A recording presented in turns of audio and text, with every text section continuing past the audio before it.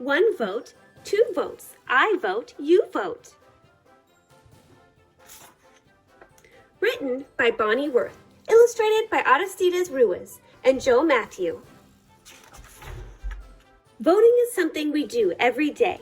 It's a way we can choose that gives us our own say.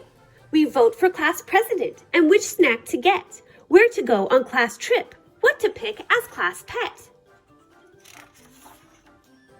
Voting gives each of us our very own voice. It allows a large group to make one single choice. How do you vote?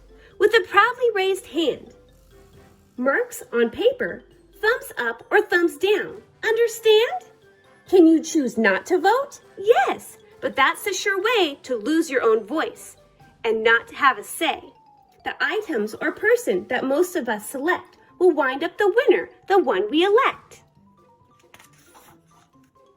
The biggest of all of America's voting events chooses our president and vice president. Are presidents important? Oh, yes, they are. Very.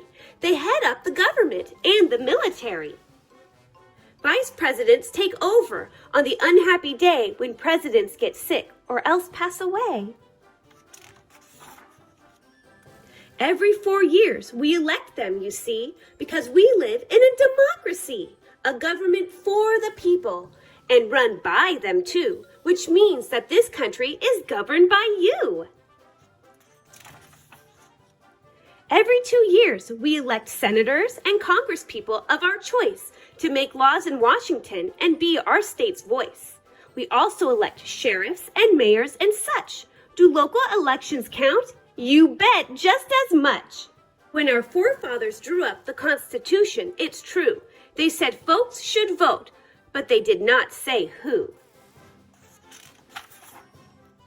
Since then, our history is marked by brave fights waged by people who struggled to win voting rights for all of the races and for all womankind, and also for 18 years old, bear in mind. Voting rights timeline. In 1870, the 15th Amendment gave black men can vote. 1920s, the 19th Amendment, women can vote. 1924, Citizenship Act, Native Americans can vote. 1971, the 26th Amendment, 18-year-olds can vote.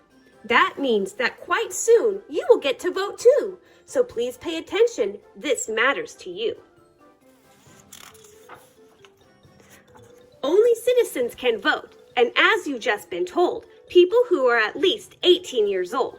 You must sign up in person or on the internet with name, address, and birth date. And one more thing yet, you can write down your party if you do not mind. Cakes and ice cream, you're thinking, is the party that kind? This kind of party I'm here to report is the kind that we know as a political sort. Democratic Party, Republican Party. It's made up of large groups of citizens who share beliefs and ideas and opinions too. Libertarian Party, Green Party, Independent. Democrats and Republicans are the two biggest, plus small parties to pick from, more than just a few. In primary elections, run before November, votes will be cast by each party member for the candidate who, they hope and they pray, will be on the ballot come Election Day. Candidates set out on the campaign trail to convince voters that they will not fail. A vote for me, the candidates say, will make your dreams come true someday. With speeches and ads and town hall meetings, with handshakes and waves and cheery greetings. They work to win the voters' trust. To win nomination, this is a must. I may be wrong, but it does seem to me that voting is one big responsibility. As a voter, you must follow news carefully. You should read, watch, and listen, and then try to see what the candidates, if elected, plan to do. What are their beliefs? Do they ring true to you? Debates are held for the people to see the candidates talk on live TV.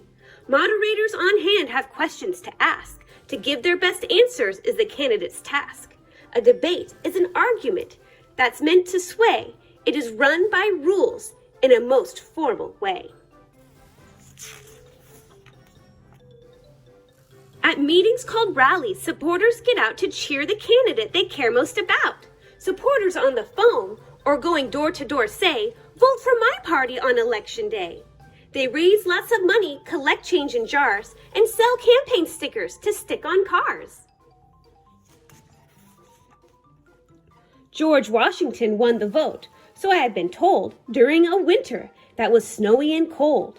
In 1845, Congress passed a vote to say there would be an earlier election day, November. The day each year is easy to remember. It's the Tuesday after the first Monday in November. This date was chosen for a very good reason. It came at the end of the harvesting season. When election day comes, the voter's big role is to make sure to vote at their assigned poll. A poll is where you vote. As a general rule, it is a public place, like a firehouse or school.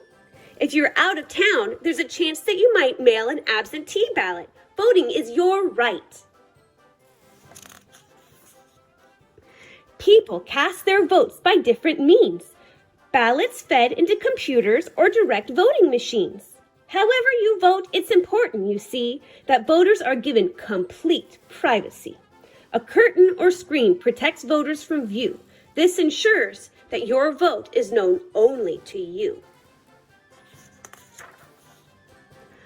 The polls close up at the end of the day. Here comes the counters. Please clear the way.